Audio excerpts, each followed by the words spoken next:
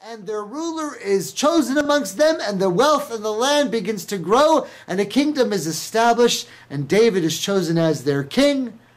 And then Solomon becomes the greatest and most wise, and the Temple of Solomon is built, and there's a lot of information and knowledge that is deep about this subject, but I wanted to talk about a more spiritual concept right here.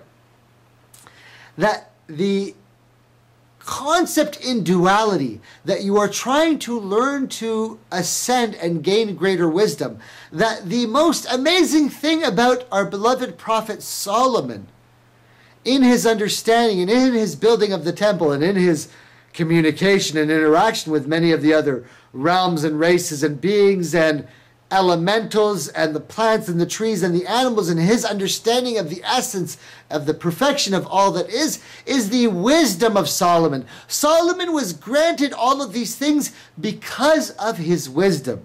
Solomon was given something greater than the songs of Solomon, greater than the Temple of Solomon, greater than everything that Solomon had.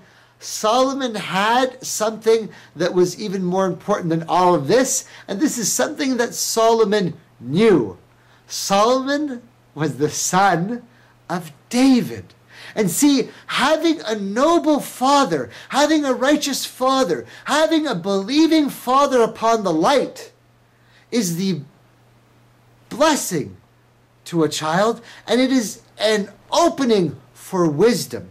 Now, having a father that is upon the light and a believer who is chosen to be a prophet, and knowing the status of his father, Solomon kept his father David in the position of respect, and because of his understanding of the way of this world, he began to gain the wisdom at the highest level that the world has ever seen to that time. He inherited the wisdom of his father because he understood the position and status of his father in the whole matrix. Now, it's important that when we're talking about some of these spiritual concepts, that you understand your life plan and your life journey and your spiritual path, and you interpret many things along the way based upon your father and your lineage that is attached to your father. Now, the Jewish bloodline has kept this.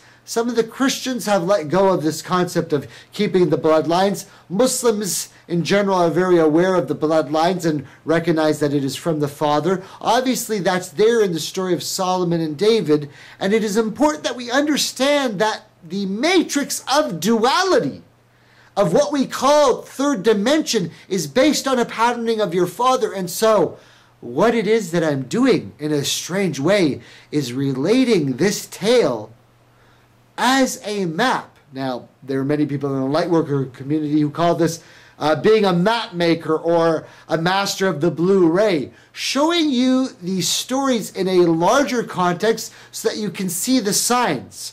Now, once you figure out the signs through your father in duality, then of course, every prophet of the light and every spiritual teacher has told you the importance of respecting your father and honoring your father and the bloodline of your father.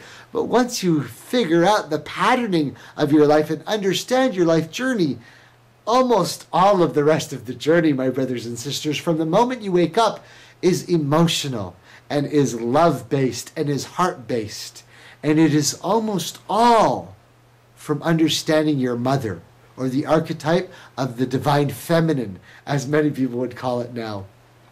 And so it's important that we put these things into context. Now, how much more important is the divine feminine over the masculine? Of course, as a Muslim, we are always accused of not respecting the feminine side of things. And so, of course, when we say this, we know from the hadith of the Prophet, peace and blessings be upon him, all those who truly understand the message, that when asked, how much is the respect of your father? It is that you, of course, you respect your father, but the status of the mother, it is the mother, the mother, the mother. At least 3 times more than the father is the status of the mother. And so, of course, we use the father in the pattern and of the prophets as the messengers of light, all being male, all being put in a position of leadership, all being dominant in a masculine sense for the positions in duality. But very much the essence of the spirit and the soul and the love comes from understanding the feminine side and the love side. And so I say all of these because understanding this essence of spirituality in Solomon is very important, because Solomon David allows that wisdom to come and allows the flourishing of the golden age of the children of Israel. And I say this with all due respect, and again, we're on the night of November 4th, only because so much of what I told you almost a year ago today, I said in all honesty as a story that I was telling my father. And for those of you who know how much I respect my father, I say humbly and openly that yesterday I put my father into the ground and buried him. Walhamdulillah, may Allah have mercy and peace and blessings be upon his soul, and have mercy on my mother who still is here with me. I say that only to let you know that because of the respect that I give my father, I have understood that all of the knowledge that I have ever gotten, and all of that my father has allowed me to do and to travel and to seek, never made me think the foolish thought that I was going to ever be more pious than my parents. And once a person knows that, once a person recognizes in this matrix the importance of their parents, their mother and their father, and they understand that all of the knowledge and all of the prayers and all of the fasting, all the humility and actions that they have will not allow them to be more pious or at a status greater than the ones that Allah or the Lord chose to be your parents, chose to be the ones to bring you in this earth. Once you know that, then the wisdom of your father is open to you and available to you, and you are allowed to inherit all of the wisdom of your father, as Solomon did from David, because he understood that no matter how much knowledge and wisdom he got, he would never be arrogantly thinking that he was greater than his father. And I say this with all humble and humility and respect to my father, peace and blessings be upon him, who is no longer with us. And I say it also because it was up until this moment that I was waiting for a sign for myself to disclose the rest of this story and take you all the way in to first contact. And it is by the blessings of having such a noble mother and father that I am able to understand this and give you this information just as any of the sons of Adam. So then, what happens to a son of man who comes to show the light to the Jewish community, and he has no father at all?